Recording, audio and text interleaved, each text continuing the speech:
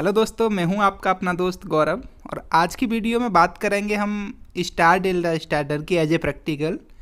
पिछली वीडियो में हमने DOL स्टार्टर प्रैक्टिकल समझा था और आज की वीडियो में हम इसे समझते हैं।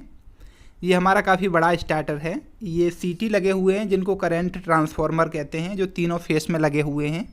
इससे नीचे हमारा कॉन्टैक्टर लगा हुआ है जो 80 एम्पियर का है। काफ़ी बड़ा स्टार्टर है ये 125 एम्पियर की MCC भी लगी हुई है। इससे ऊपर आप देख सकते हैं ये ओवरलोड रिले लगी हुई है 75 एम्पियर की। और इधर आप देखेंगे तो टाइमर लगा हुआ है, सिंगल पोल की MCB और हमारी न्यूट्रल स्ट्रिप लगी हुई है।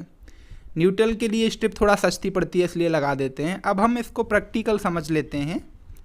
ये दोस्तों हमारी TPN लगी हुई है जिसको ट्रिपल पोल प्लस न्यूट्रल कहते हैं। ये हमारा सिंगल पोल की भी MCB हो गई, मेन कॉन्टैक्टर हो गया।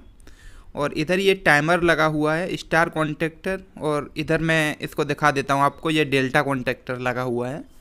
सारे कंपोनेंट्स मैंने यहाँ एक पेज पे नोट डाउन कर लिए हैं और आपको दिखा भी रहा हूँ। ये आप जो ओवरलोड रिले देख रहे हैं, ये रिले दोस्तों हम दो टाइप की कॉन्टैक्टर में यूज करते हैं। वर्किंग प्रिंसिपल दोनों का सेम ही होता है, लेकिन डिफरेंस होता है बस कंपनी का। अब दोस्तों हम अपने कॉन्टैक्टर के ऊपर ऑक्सिलरी कॉन्टैक्ट लगाएंगे, जो आप देख सकते हैं, जो NO और NC पॉइंट होते हैं ऑक्सिलरी कॉन्टैक्टर में। इसको हम कंट्रोलिंग के लिए कॉन्टैक्टर के ऊपर लगाते हैं, जिसमें हमारा बहुत कुछ लगता है, इंडिकेटर लगते हैं, कंट्रोल वायरिंग लगती है। तीनों कॉन्टैक्टर के ऊपर हम ऑक्सिलरी कॉन्टैक्ट लगा लेते हैं अपने। अब दोस्तों मैं आपको इस टाइमर के बारे में कुछ समझा देता हूँ, जिस पे लिखा है A1 और A2 जो इसके कॉइल के पॉइंट हैं, जहाँ हमें फेस और न्यूट्रल देना है। 15 नंबर इसका स्टार पॉइंट है, जैसा आप देख सकते हैं। अगर हम A1 से एक लूप 15 नंबर में दे देंगे तो हमें इसके सप्लाई दूसरे वाले स्टार के पॉइंट में मिल जाएगी, जो इसका 18 नंबर पॉइंट है। 25 नंबर इसका डेल्टा वाला पॉइंट है। अगर हम A1 से 25 में लूप दे देते हैं तो इसके 28 नंबर पॉइंट में हमें सप्लाई मिल जाएगी। अब दोस्तों बात करेंगे हम इसके कंट्रोलिंग की। TPN में हम न्यूट्रल और फेज दे देंगे। न्यूट्रल को आउट करके कॉन्टैक्टर में ले जाएंगे, टाइमर के A2 पॉइंट में ले जाएंगे, और स्टार और डेल्टा जो दोनों टाइमर हैं इनके भी A2 पॉइंट में हम न्यूट्रल दे देंगे। जैसा दोस्तों अभी हमने समझा था वैसे ही हम यहाँ पर न्यूट्रल दे रहे हैं। पहले हमने मेन कॉन्टैक्टर में न्यूट्रल दिया, इसके बाद हमने टाइमर में न्यूट्रल दिया, और यहीं से लूप लेते हुए हमने स्टार कॉन्टैक्टर में न्यूट्रल दे दिया और अपने डेल्टा कॉन्टैक्टर में न्यूट्रल दे दिया। न्यूट्रल की वायरिंग हमारी कंप्लीट हो गई है। अब हम फेज की वायरिंग कर लेते हैं। फेज वायरिंग को सबसे पहले हम अपने 6 एम्पियर की MCB में लेकर के जाएंगे। MCB में दोस्तों हमें नीचे वाले पॉइंट में सप्लाई देनी होती है, लेकिन मैं सिर्फ ऊपर वाले पॉइंट में सप्लाई दे रहा हूँ, सिर्फ और सिर्फ समझाने के लिए। अब नीचे वाले पॉइंट से सप्लाई को आउट करेंगे, और जो हमारी ओवरलोड रिले लगी हुई है मेन कॉन्टैक्टर के नीचे, ओवरलोड रिले के कॉमन पॉइंट में लेकर के जाएंगे, जो 95 नंबर कॉमन पॉइंट है, जैसा हमने अभी देखा था। 96 नंबर पॉइंट रिले का NC पॉइंट होता है। 96 से आउट करके हम अपने पुश बटन में लेकर के जाते हैं, जो रेड पुश बटन होता है, जिसे हम NC पुश बटन बोलते हैं। अब रेड पुश बटन से सप्लाई को आउट करते हैं और अपने ग्रीन पुश बटन में लेकर के जाते हैं, और ग्रीन पुश बटन से सप्लाई को आउट करने के बाद मेन कॉन्टैक्टर के A1 पॉइंट में लेकर जाना होता है। अब जो दोस्तों हमारे मेन कॉन्टैक्टर के ऊपर ऑक्सिलरी कॉन्टैक्ट लगा हुआ है, इस ऑक्सिलरी कॉन्टैक्टर के NO पॉइंट में A1 से हमें एक लूप देना होता है। NC में नहीं दोस्तों, NO पॉइंट में देना होता है। अगर 4 पोल का कॉन्टैक्टर है तो चौथा पोल NO होता है। अगर 3 पोल का कॉन्टैक्टर है तो हमें ऑक्सिलरी कॉन्टैक्टर के NO पॉइंट में सप्लाई देनी होती है। यहाँ मैं बना के दिखाता हूँ आपको इस ड्राइंग में। इसके ऊपर मैं एक ऑक्सिलरी कॉन्टैक्ट बना देता हूँ।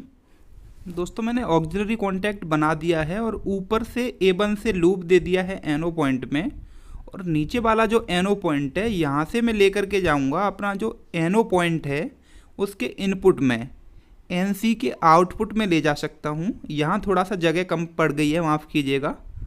मैं अपने NO के आउटपुट में नहीं ले जाऊंगा, NO के इनपुट में ले जाऊंगा, NC के आउटपुट में, जैसा आप देख सकते हैं ड्राइंग में, और NO के इनपुट में। एक ही बात है, कहीं भी लगा सकते हैं।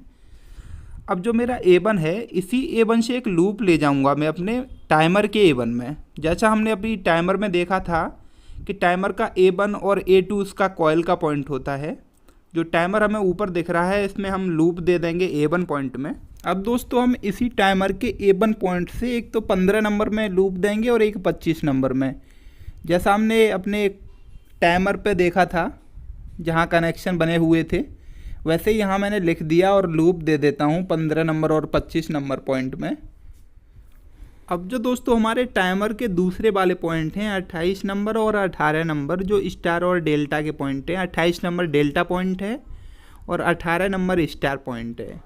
दोस्तों इस टाइमर के पॉइंट से सप्लाई आउट करके हम अपने स्टार डेल्टा कॉन्टैक्टर के ऊपर जो ऑक्सिलरी कॉन्टैक्ट लगे हुए हैं, जैसा मैं आपको दिखा सकता हूँ, इस ऑक्सिलरी कॉन्टैक्ट से होते हुए हम अपने A1 तक सप्लाई लेकर के जाते हैं। वो हम ड्राइंग में पहले समझ लेते हैं कैसे ले जाना होता है। सबसे पहले यहाँ मैं बना देता हूँ ऊपर इसके ऑक्सिलरी कॉन्टैक्ट के जो NO-NC पॉइंट हैं। दोनों कॉन्टैक्टर के ऊपर मैंने NO-NC पॉइंट बना दिए हैं। अब हम 18 नंबर से सप्लाई आउट करेंगे और डेल्टा के नीचे वाले NC पॉइंट में ले जाएंगे जो ऑक्सिलरी कॉन्टैक्ट है। अब डेल्टा के ऊपर NC पॉइंट से सप्लाई आउट करके जो हमारा स्टार कॉन्टैक्टर है इसके A1 पॉइंट में सप्लाई ले जाएंगे।